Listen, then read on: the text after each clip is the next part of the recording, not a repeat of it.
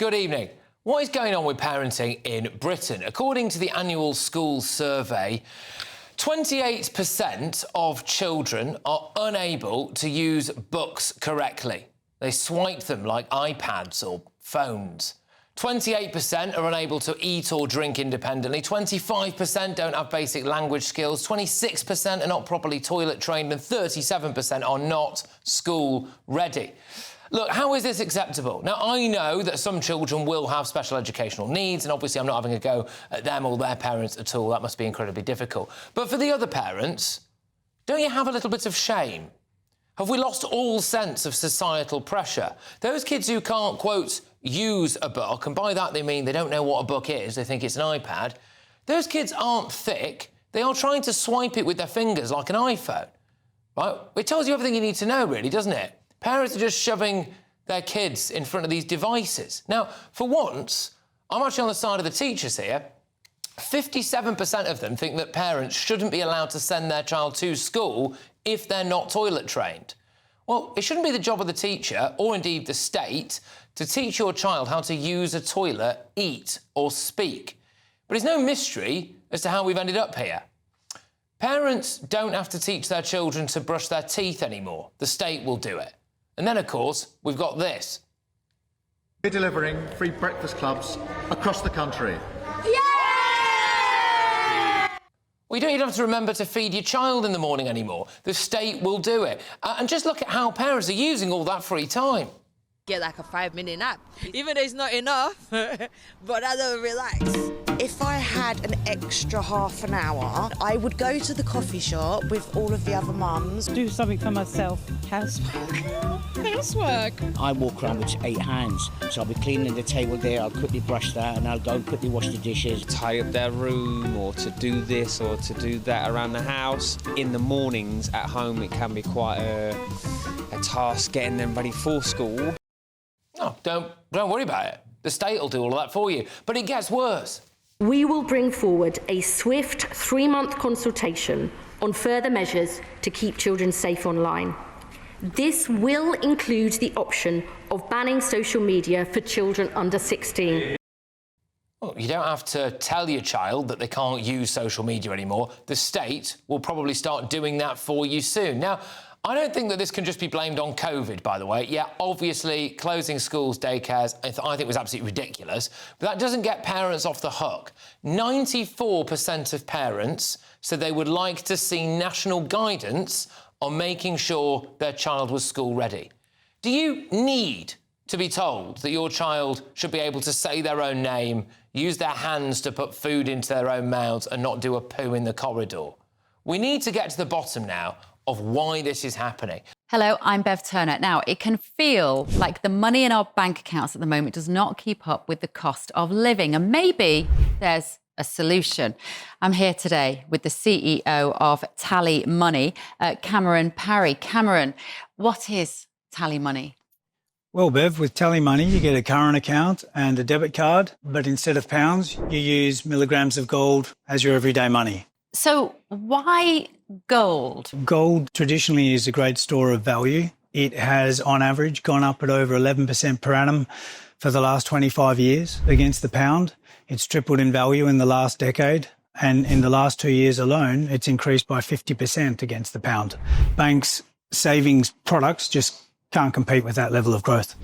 But this isn't just about gold. This is about a currency that you guys have created at TallyMoney. Explain it to me as though I'm an idiot. So, look, people need to be able to hold their earnings and build their savings in a money that retains its value and remains in their legal control and remains theirs to access, away from government control. Great. You had me at not exposed to government control. You should feel safe and happy with your money. You should have peace of mind. The more money you see in your bank balance, and that's the type of thing we're trying to deliver, and give people choice in the type of money they get to use every day.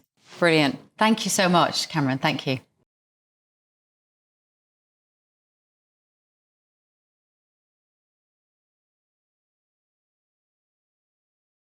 get thoughts on my panel. Journalist and broadcaster Linda Jubilee, Reform UK councillor Russell Quirk, and former Labour Party advisor Matthew Larser. Linda, I will start with you on this. What's going on then with parenting in this country? There are pretty high percentages of kids there unable to do very basic things. I know, I can't believe it. And I've covered this story before as a journalist, as a television journalist, and that would have been maybe 10 years ago.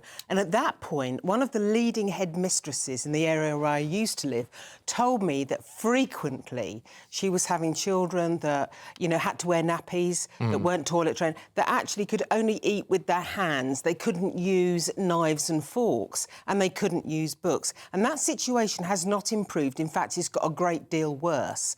I've spoken lately, for another reason, to some school assistants, and I've discovered that what they really can't stand is when they're spat at, when a little primary school child stands in front of the teacher and starts spitting. Where do they learn that? That's the thing. Where do they learn that? They learn it. I think a lot of it is learnt online because, frankly, I think too many parents fail to understand that raising children is an Olympic-level challenge. You have to put your back into it. Now, I know I sound like a bit of a hard ass here, but at the end of the day, if you have children, you have to really think and you're a new father. This is all ahead of you. Well, look, there's only a certain amount of trouble he can cause at the moment, you know. Wait for it. Yeah.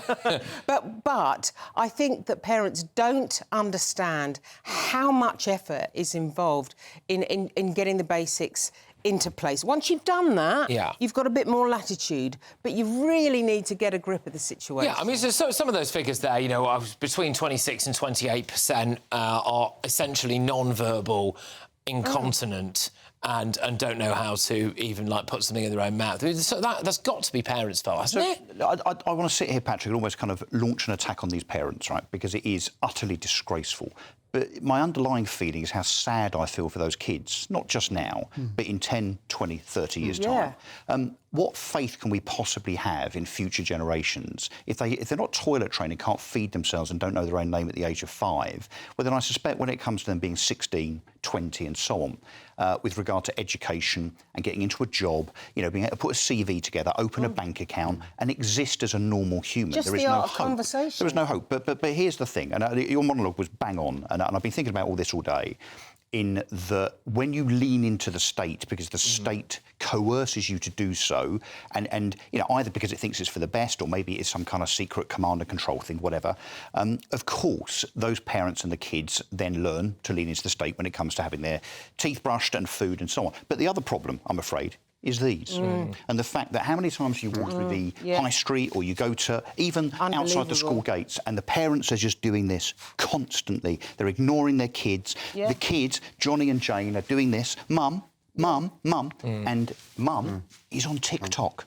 or on Snapchat or dad's WhatsApping his mates. I watched a woman That's the problem. where I used to live pushing the pram across a level crossing whilst looking on her mobile So they're neglecting phone. their children. Let's take That was because when I initially read the headline when the front pages landed last night about children don't know how to use a book, I thought, oh, that's a really odd turn of phrase. What do you mean by that? And actually, it turns out, isn't it, that it's actually not that these kids are thick or there's anything wrong with the kids. It's that they obviously have an iPad shoved in front of them.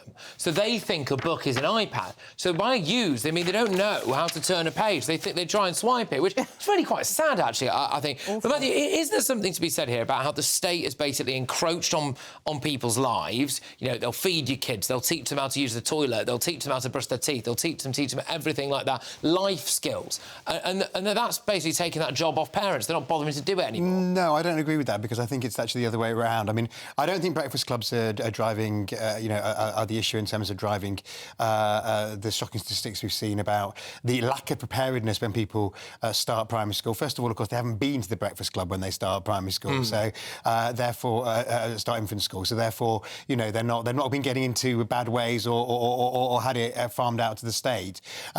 Things like the teeth cleaning are because those skills are not being taught. So we have a choice: either we teach kids to clean their teeth properly, or it doesn't happen. I do get that. Look, and I know. What a lot of people will say to this is, like, obviously, if the parents aren't feeding the kids, teaching them how to go to the loo or brushing their teeth, I'm not saying I want all of those kids to have rotten teeth, be covered in poo and hungry, right? But my point is, why aren't the parents doing it? Well, I mean, that's the $64,000 question, and it's one that we need an answer to. No, can I Well, it's answer because it? it's difficult. Very obvious.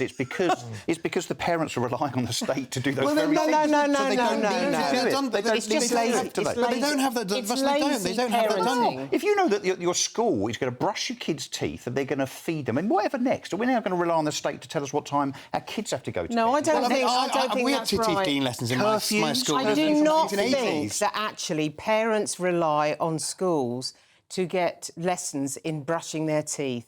I think the fact of the matter is, well, whether they do it or whether they don't, the fact is parents need to get across doing some of these My point is, skills. do you not think it's a slippery slope?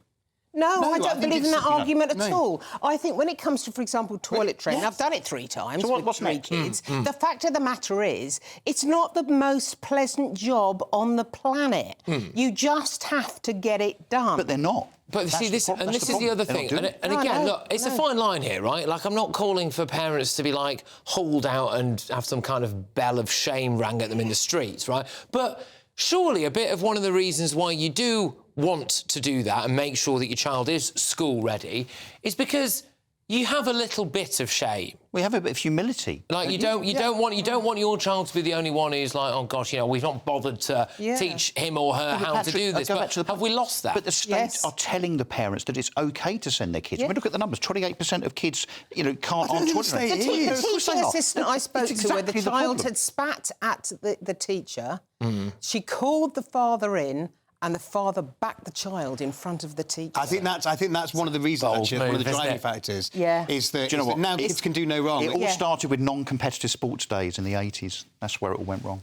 So that was the slippery slope. Maybe that was the slippery slope. Yeah, well, there we go. But, yeah, I mean, what can we actually really do about it? Because one thing, I've been quite critical of some sects of the teaching movement, shall we say, over the years. We have not really always been bang in favour of strikes and all of that thing. But I do actually have sympathy with the teachers in the lower years who are going to work. They've got a job to do. Tricky enough. You've got a classroom of 20-odd little kids. Yeah. And then you are having to say, well, I've got to toilet train these 5 children. This one is just completely non-verbal, and not because of any kind of disability or anything like that, just non-verbal, can't feed. That's not their job, is it? No, and they don't have enough time for the rest of the children because, frankly, toilet training one child is bad enough. You've got to toilet train 5 of them in one classroom. But shouldn't the school just ring the parents and say, your child they do. is not ready and suitable One Labour for council school. actually did that in Wales. Your child is not suitable for school. Come and get them and bring them back when they're ready. Labour Council Wales done that. So, final word on this is that I can't remember the exact stat now. It's something like 57% of teachers or something like that do say that you should be banned from taking your kid to school if it's not school ready. Would you back that? Absolutely, and I think the government needs to stand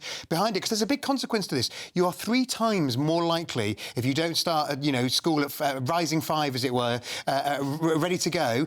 By the time you're 18, you're 3 times more likely to end up not in education or training. The Scandinavians would disagree with you. Oh, wow.